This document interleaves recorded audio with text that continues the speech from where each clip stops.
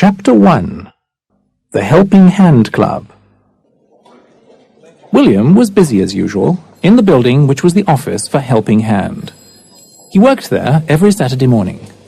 Today the building was full of teenagers, all waiting for someone to tell them what to do and where to go. Sally, Mrs. Smith needs someone to collect her shopping. Sally went to the desk and took the shopping list for Mrs. Smith. Then, with a smile on her pretty face, said goodbye and walked out of the office. John, Mrs. Jones wants you to take her dog for a walk. And be careful not to step on the dog this time. Gary, can you babysit for the Smiths this afternoon? Joe, Mr. Brown needs help in his garden. The telephone never stopped ringing. But slowly, as time passed, the office became calm again. Most of the teenagers were out helping the people of the town. The rest were by the coffee machine. Someone switched on the cassette player, and William sat in his chair more comfortably and closed his eyes. Hello.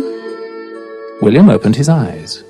A lovely girl stood in front of his desk, smiling. Hello, young lady. Who are you? I'm Kathy. I'm new here and I don't know anybody, so I thought perhaps I could help you. You said the magic word. Help is always needed round here. In fact, as soon as Joan gets back, I'm taking the library van to the old people's home, and I need someone to help with the small trolley. Why don't you get some coffee and meet the rest of the group? Suddenly, the door flew open, and a tall, smiling girl came in. Sorry I'm late. Mr. Tagg took a very long time to finish at the foot clinic. He's back home now, so here I am. Any problems, William? Nothing serious. But we do have a new helper. Kathy, come and meet Joan. She's the manager here.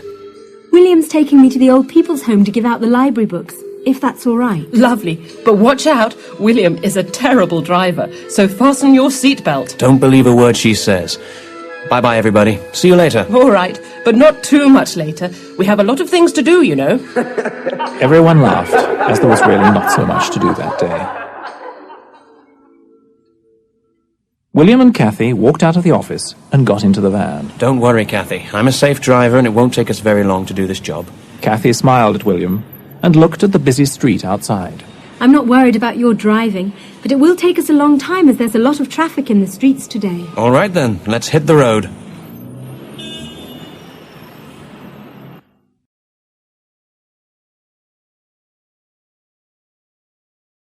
Chapter 2. The Lady in Room 16. The old people's home was outside the town. When they arrived, William parked at the main entrance. He went to the back of the van and pushed a big trolley of books out of it. Kathy took the smaller trolley. I'll go to the main room downstairs, and you take your trolley round the rooms to the old people who can't get out of bed. The matron will give you the room numbers. Just then the matron arrived. Hello, William. They're waiting for you.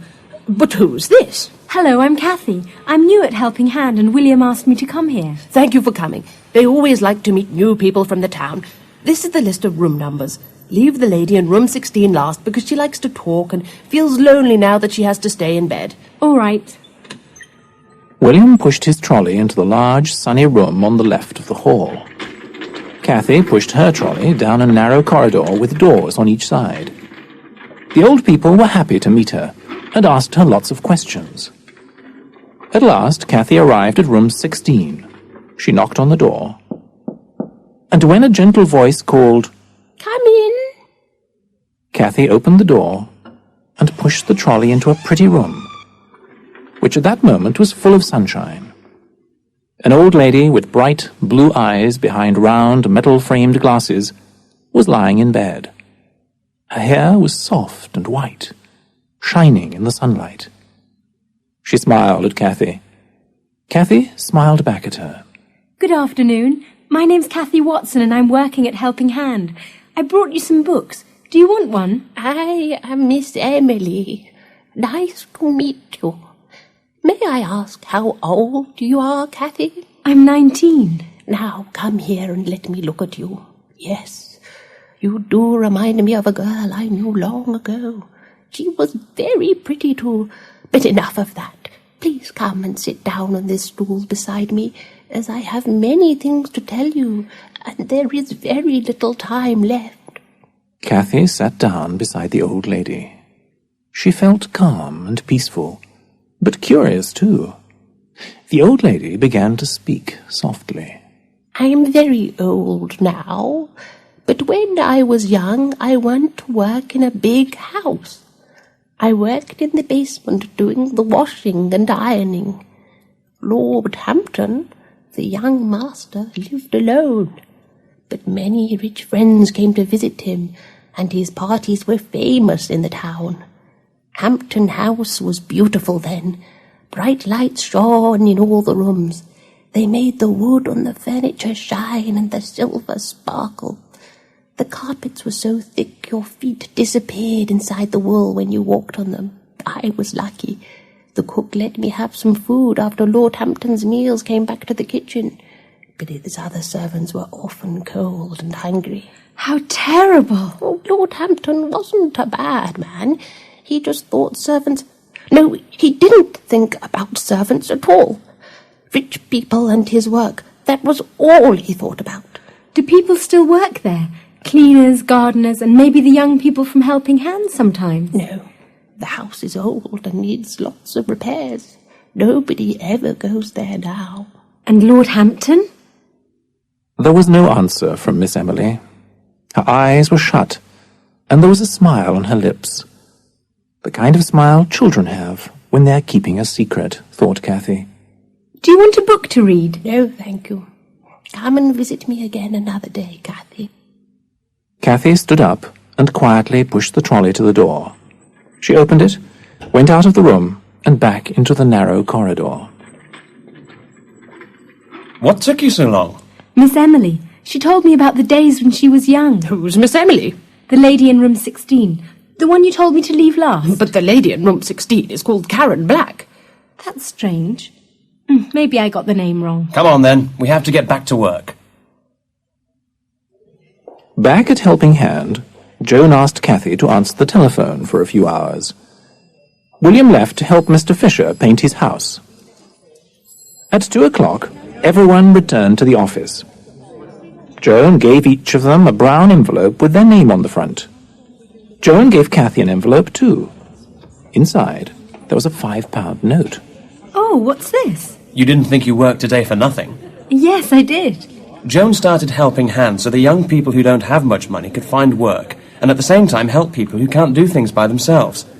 You see, we help the townspeople and they help us. Then everyone's happy. Do you want to come to the dance here tonight? Oh, I didn't see any notices about a dance. How do you know there's going to be a dance here tonight, William? There's a dance here every Saturday night for the people from Helping Hand and any other young people who want to come. It's fun, and you'll meet new people. So will you come to the dance? Okay then, I'll come. Thank you for asking me, William. See you at 8 o'clock outside the office then.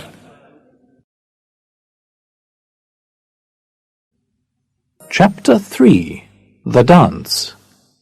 That evening, Cathy took a long time to dress because she didn't know what to wear. She finally put on her best dress and shoes. Then she brushed her shoulder-length fair hair until it shone. A last look in the mirror showed a slim girl with happy brown eyes, her oval face framed by soft curls. William stood at the end of the road and waited. When he saw Cathy, he hurried to meet her. Hello again. Ready to go? Yes, let's go. Together they went into the building. It was full of young people. Some girls were in miniskirts and T-shirts, others in long, bright dresses. Most of the young men wore jeans, T-shirts and leather jackets. Everyone wanted to enjoy themselves. William greeted his friends, then invited Cathy to dance the moment the music started. They danced nicely together. And when the music stopped, a girl with soft brown hair and shining brown eyes came near them. This is Sue. Sue, say hello to Cathy. Hello, Cathy. Nice to meet you. Come and meet the rest of the crowd. Just then, a tall young man came forward. He held his glasses in one hand and a handkerchief in the other. This is John. He always cleans his glasses when he's thinking. He's terribly clever, so he cleans his glasses a lot. My hair falls across one eye when I'm angry. She looked into his kind green eyes. and didn't believe he could ever actually get angry. Here comes Pam. You hear her before you see her, because she's always laughing. Are you talking about me? Yes. I hope it was something nice. As she smiled, her grey eyes shone. A young man went near her. Hello, my name's Adam. Glad to meet you. I'm Kathy. Would you like to dance? I'd love to. For the rest of the evening, Kathy danced and talked to her new friends, and William enjoyed himself too.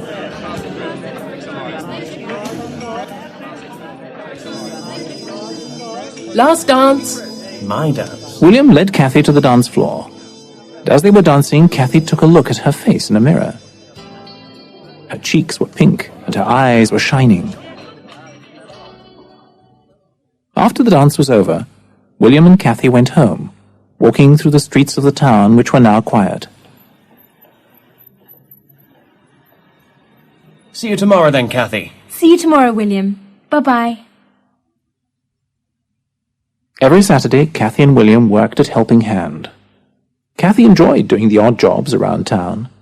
She even sang for a pop group because their singer was sick. And then she had to serve drinks and food to the guests at a garden party. But the name of the house was Pine Lodge, not Hampton House, as she had hoped. One Saturday, she and William helped Mr. Jones build a fish pond in his garden. As it was a very hot day, they decided to jump into the pond to cool off a little after so much hard work. Mr. Jones looked at them and said that he would have to put the fish in the pond the next day.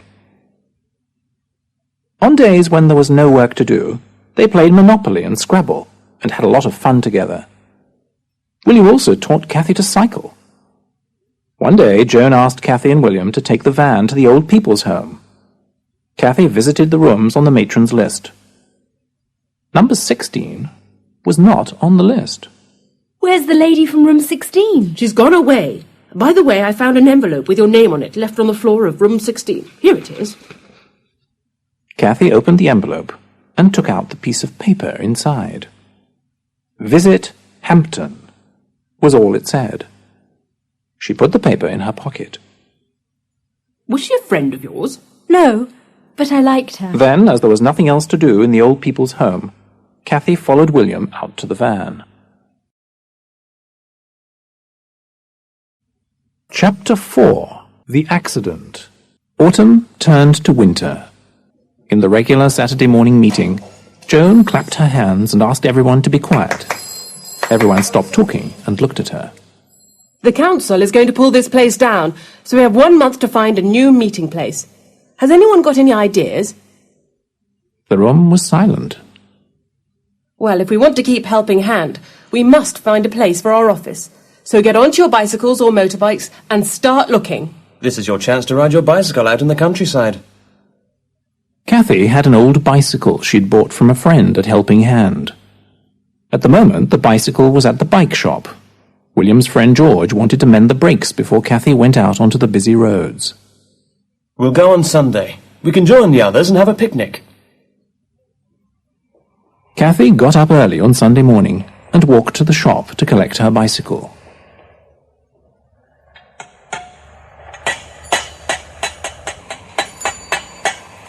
Hello, you're up early, aren't you? Yes, we're going on a picnic today, so I need my bicycle. Well, the new tyres are on and the front brake works, but today I wanted to mend the back brake. It's not working properly. Oh, never mind. I'll ride slowly and I'll try to be very careful with the front brake. It's very dangerous to use the front brake without the back one. If you put it on too hard, you'll fall off. She still didn't know how to ride her bicycle very well, but she wanted to go on the picnic more than anything else. Show me what to do, then I won't be in any danger.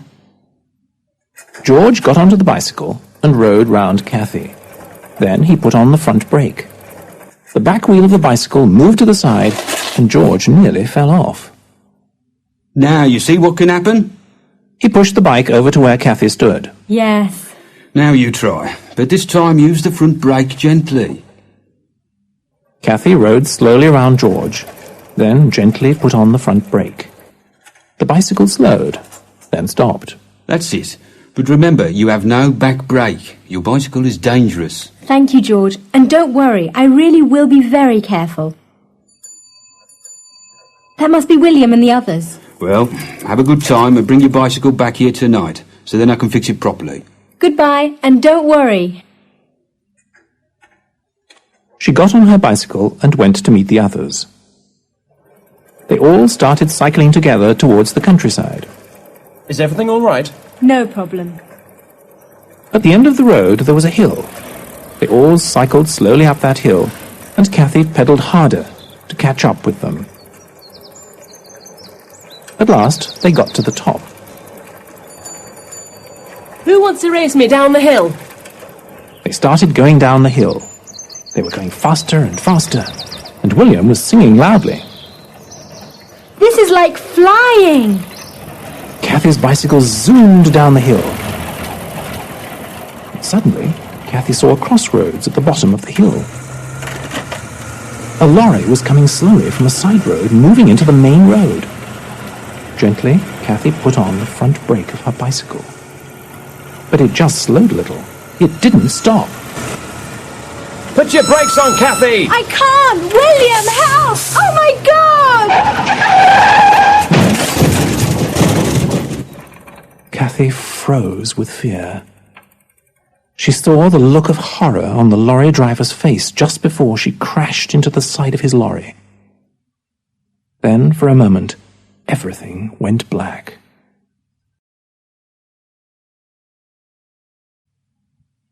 Chapter 5.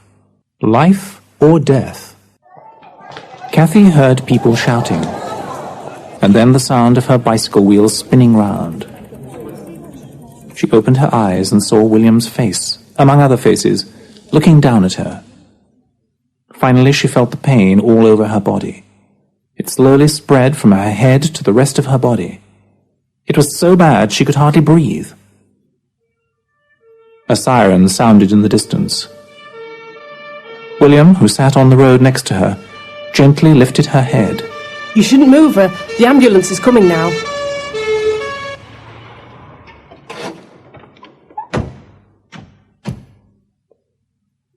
This is a bad one.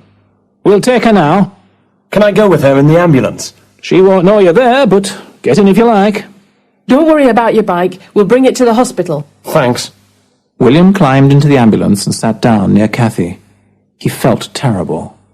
In fact, he was shaking. Cathy looked so white, and there was a deep cut on her head. At the hospital, William was walking beside the stretcher, praying for Cathy's life, while tears filled his eyes. The nurse came up to him. Wait here, please. Will she be all right? I'm sure she will. You should drink a cup of sweet coffee. It's good for shock. You look terrible. The nurse brought William some coffee. He drank the hot coffee slowly. The long wait had begun. Slowly, the young people from Helping Hands started coming into the hospital. At first, they talked to William, but he didn't want to talk. He only wanted Cathy to be well, happy, and laughing again, as she was a while ago on the way to the picnic. 1 hour passed, then another. The young crowd left, but William sat quietly and waited.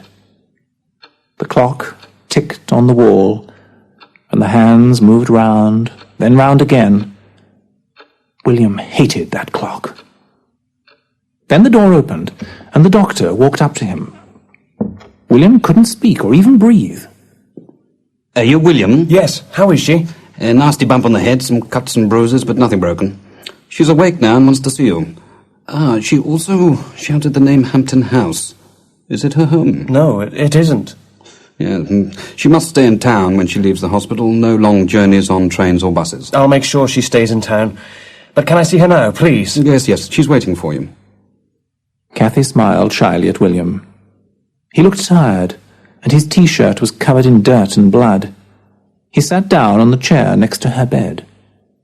How do you feel? You gave me an awful fright. Much better now. The doctor says I can go home tomorrow. Yes, he said you're fine. He also told me that you said something about a house called Hampton, or something like that. Hampton House. A lady I met in the old people's home said she used to work there once. A nurse came into the room. It's time you went, young man. Come again tomorrow and take her home. Good night, Cathy. See you tomorrow. Good night, and thank you, William. Cathy relaxed and closed her eyes. She thought about the old lady's story. Who was the old woman? Why did she tell me about her past?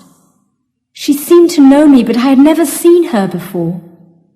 Rich masters with lots of servants have not been around for a long time, and the old lady looked so old. This Lord Hampton, can he still be in that house?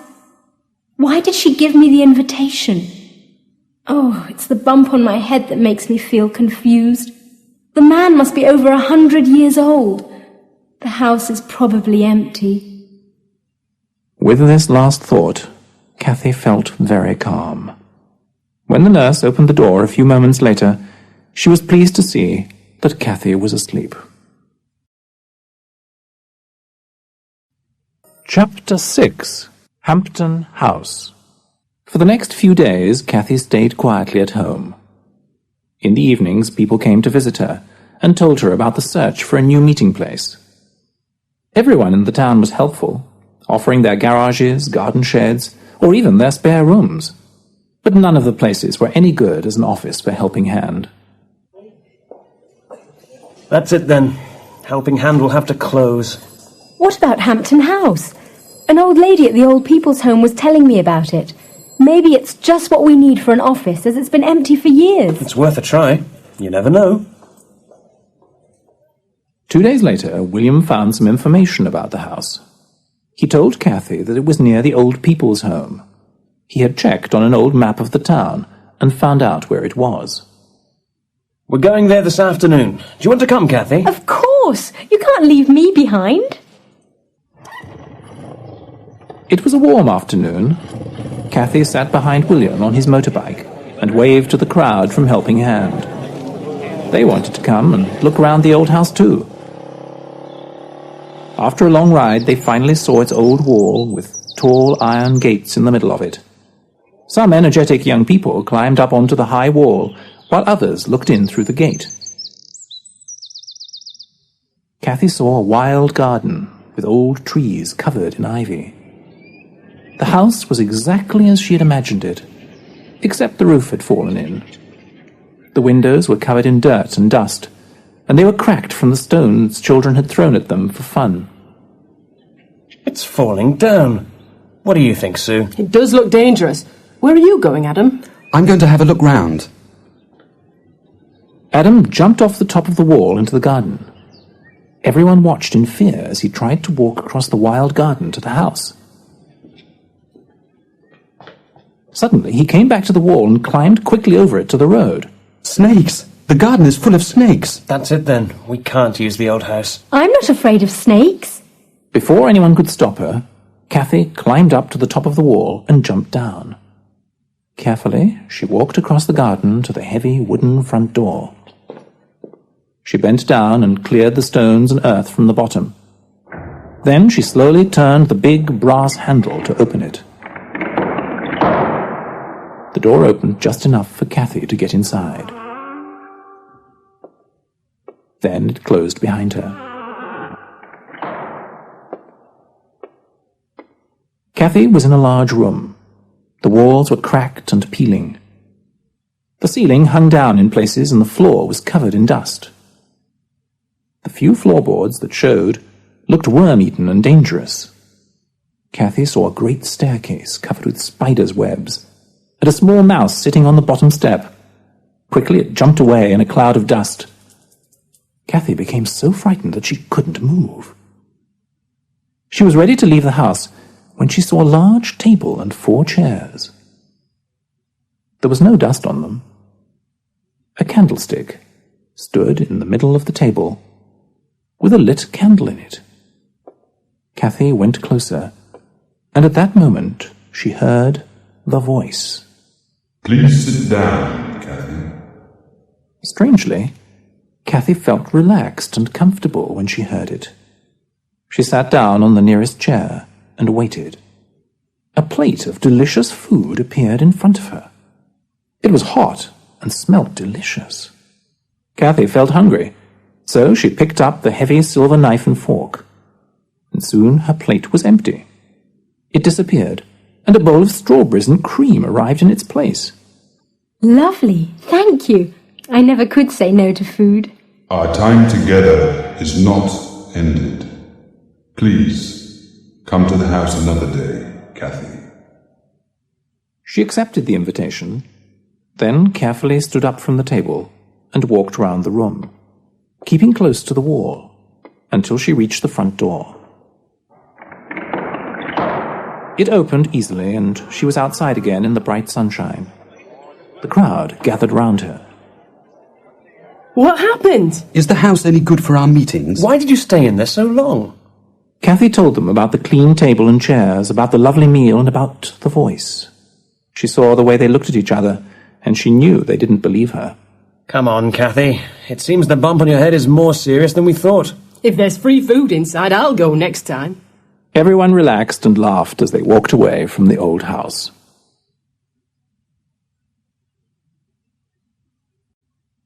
Chapter 7. The Investigation. Kathy woke up the next morning and saw that it was raining when she looked out of her bedroom window. She ran downstairs and across the road to William's house. Are you going to the old house today? Yes, I'm going with John and some of the others.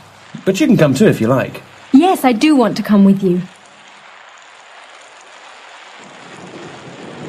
The old house looked more frightening than before. It was difficult for William and John to climb the wall, because it was wet and slippery. Kathy waited at the gate and watched them walk across the garden. They went to the front door, and together they pushed hard, but it wouldn't open. Then they walked to the side of the house, looking for a window to climb through. William looked for a rock to break the glass, and John climbed into the house first. It was cold and dark. There was dust everywhere, and mice ran across the room. The hole in the roof let the rain in onto the ruined floor. The wind made strange sounds, too. John walked further into the room, just as William climbed in through the window. Can you see anything? No, there's no table here. The room's empty. I wonder why Kathy made up that story. I think that this house makes her say funny things. She's so much different when she's away from here. They climbed out through the window and across the garden to meet Kathy. Well, what's it like in there? Did you see anything unusual? The whole place is a mess. The floor is rotten and the walls are falling apart. The roof, as you can see, is ruined. Did you hear the voice or see the table and chairs? There was no table or chairs either. There's nothing in there. Kathy just made the whole thing up. Don't ask me why. Without waiting for Kathy, he started the motorbike and rode away down the road. The others stared at her, then walked away from her and got onto their bicycles. Kathy was now alone outside the old house. Slowly and carefully she climbed the wet wall and got into the garden. She walked up to the front door, turned the doorknob and stepped inside. The room smelled damp. The table and chairs were not in the room. Kathy was ready to leave when she suddenly saw 2 armchairs on either side of the fireplace. There was a small table beside one of them.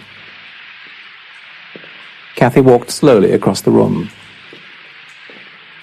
She reached the back of the chairs and looked to see if anyone was sitting in one of them. She was really scared as she did so. But fortunately, both the chairs were empty. Suddenly, a gentle wind came into the room and made the old, torn curtains move. She turned round and called to the empty room. Please let me see your face, Lord Hampton. There was no answer. The room was silent, and Kathy, even more scared now, stood quietly beside the empty chairs. After a long silence which made Kathy more nervous, the voice spoke again. Kathy looked towards the sound, but she could see nothing. Please sit down, Kathy, and make yourself comfortable. She sat in front of the brightly burning fire and waited.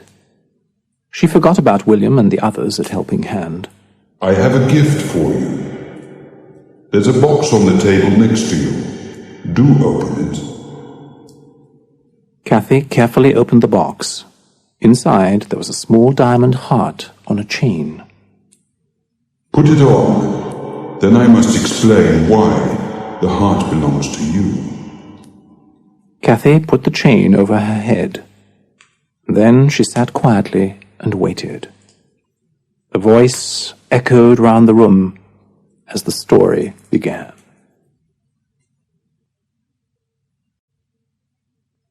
Chapter 8. Lord Hampton's Story. When I was very young, I lived in a village where the people were very poor. I worked on a farm picking fruit and planting vegetables. Every day at lunchtime, a young girl brought me fresh bread and some cheese to eat. She was a very pretty girl, and she wore a beautiful diamond heart round her neck. This jewel was so pretty that I could not stop thinking about it. Late one night, I went to her house, sneaked in and stole the diamond heart, which was beside her on a pillow. The next morning, I left the village. I sold the diamond heart, and I used the money to buy clothes. Then I went to work for a rich old man. I worked hard for many years and became very close to him. I often thought about the girl whose diamond heart I had stolen, but I never went back to my village to see her. One day, the old man asked me to visit him in his house. He said to me, I have no family. You are a good man, and I want you to have my business and this house. After I die, everything I have is yours. Soon after he died, I inherited his money and became a very rich man. Everyone called me Lord Hampton and were afraid of me, as I had become a cruel master who treated people in a terrible way. One day, the girl whose diamond heart I had stolen years before came to my house. She was cold and hungry and needed work. Now the time had come for me to help her, just as the diamond heart I had stolen from her had helped me in the past. After all, I owed her so much. But instead, when I saw that she did not recognize me in my fine new clothes, my cruel self made me send her down to the basement, where she had to work long, hard hours. Every day she had to carry water from the well, boil it in huge pots, and then wash my clothes in it. Then she had to hang them outside to dry and press them with the heavy iron. She worked hard all day for a bowl of soup and a piece of dry bread.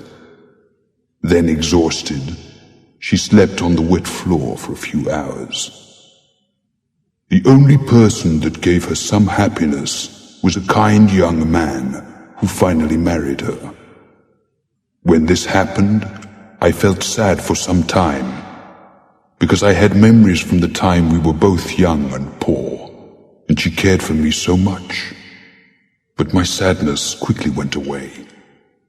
What did I want from a poor, miserable girl? My house was beautiful. I had many rich friends, and there was always good food on my table.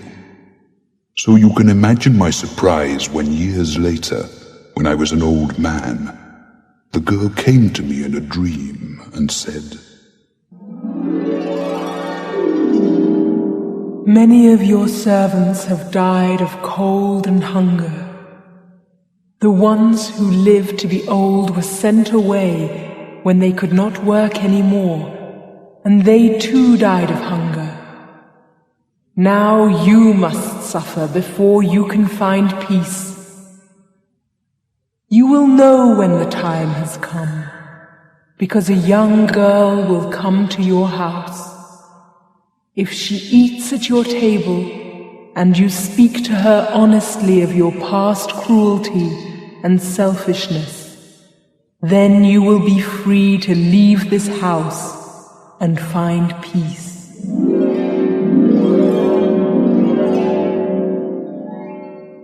In the morning, I found the diamond heart on the pillow beside me, and I knew it had not been a dream. Soon, what she had told me became true. All my servants were old and tired. One by one they left, but no new ones came to work for me.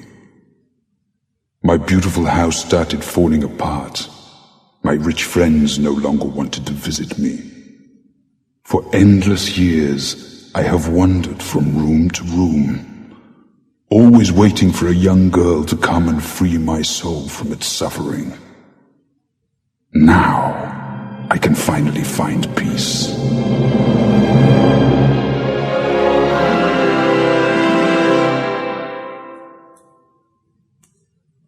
There was a long sigh after the voice stopped speaking. Cathy felt cold and lonely as she stood in the middle of the empty room. Suddenly, the fire went out. Don't leave me here alone! Cathy cried, but there was no answer. She walked slowly across the dark room to the front door. There she turned and looked once more at the two chairs beside the fireplace. Then she left the house. It was still raining, and nobody was waiting outside the gates for her. Cathy felt lonely and sad as she walked home.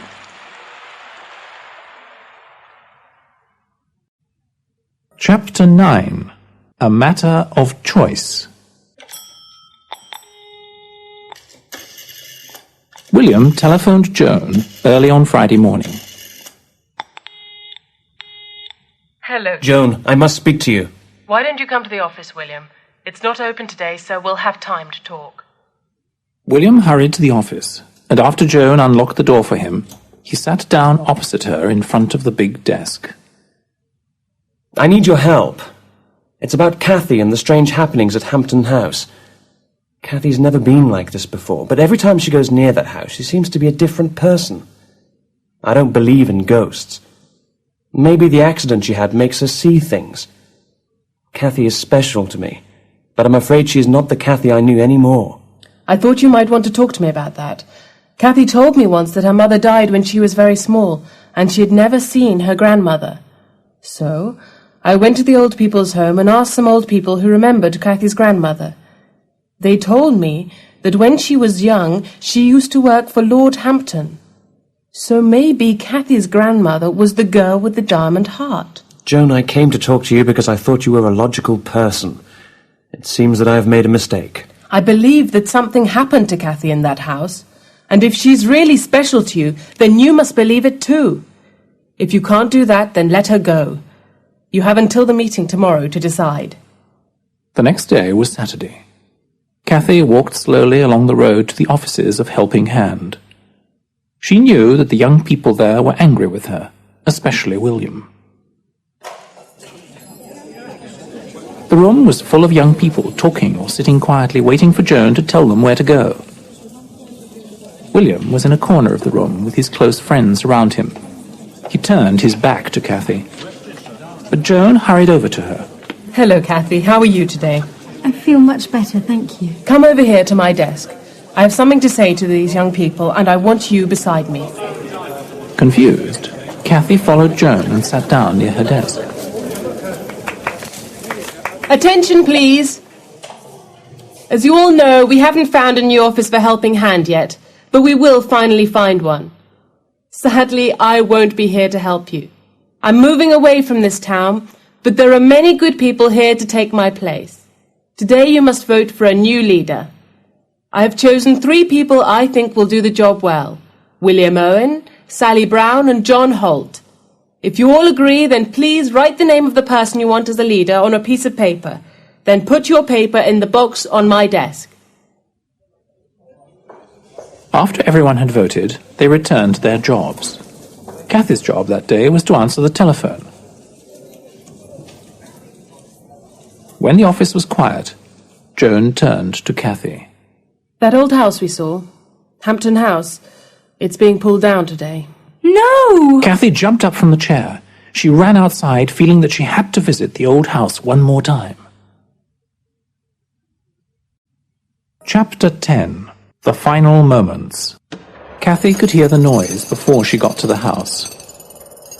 She saw lorries blocking the road outside it, and workmen walking in and out. Then she saw the bulldozers. They were breaking the windows in the wooden balcony. Soon the rest of the roof fell in a cloud of dust. Poor Lord Hampton. Now he'll be in that old house forever. I came too late. Now I can't do anything to help him. The bulldozers were ready to pull down the rest of the house. A moment before they did so, Cathy saw a blinding light rising slowly above the house. For a moment, the house looked the way it did in the past, full of glamour. And then it fell to pieces. Only dust, bricks and stones were left where once the beautiful home of Lord Hampton had stood. Cathy looked at the light shining in the air. It became dimmer as it travelled higher. Then she thought she heard the voice call. Goodbye, Cathy. Goodbye. Have a safe journey, Lord Hampton. Goodbye. Move along, miss. It's dangerous round here. Cathy smiled at the workman. Suddenly, she felt very happy. She did not go back to the Helping Hand office. Nobody telephoned her or came to her home. But Cathy didn't mind. She waited quietly for a message or sign. It came at last through an article on the front page of the local paper, which began with the words, No ghosts in Hampton House. They pulled Hampton House down last Saturday. The house was empty, apart from an old dining room table and 4 chairs buried under weeds and rubbish in the garden. They had obviously been there for many years. In the basement of the house, workmen found 2 armchairs and a small table. That was all that remained of a rich man's property. Helping Hand Club's office is going to be in the new building. We're very pleased, said William Owen, the newly elected leader of Helping Hand. If anyone has any information about the house or its previous owner, please contact the editor of this paper. Telephone 335-3572. Cathy tore the newspaper into small pieces and threw them out of the window. The wind lifted the pieces high into the air. She didn't even look at them. The past was over, and now she was in a hurry to get to the new Helping Hand office. She wanted to see her friends again, but most of all she wanted to see William. Meanwhile, William was reading the same article at home. When he finished, he tore his newspaper into pieces and threw them into the dustbin. Then he took his coat and left. He walked down the road, whistling as he went. Then he saw Mrs. Smith coming out to collect her milk from the doorstep. Good morning, Mrs. Smith. There goes a young man in love. Best of luck, William. It was the day Helping Hand was going to move to the new offices. The old building was full of people who were anxious to help.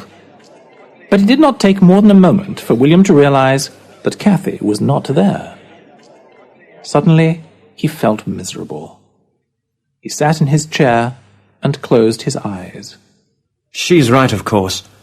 Who would want to be with a selfish person like me? I almost called her a liar, and I wasn't there when she needed me. Are you speaking to me? Cathy! I'm so sorry about what happened. I was selfish and cruel to you, but I promise you'll never be lonely or afraid again. William took Cathy's hands into his and looked into her eyes. She looked back at him. Hampton House was... Forget Hampton House. It's part of the past. Yes, but if we have any future together... if we have a future together... Oh, Cathy, I want that more than anything. But can you forgive me for the way I acted?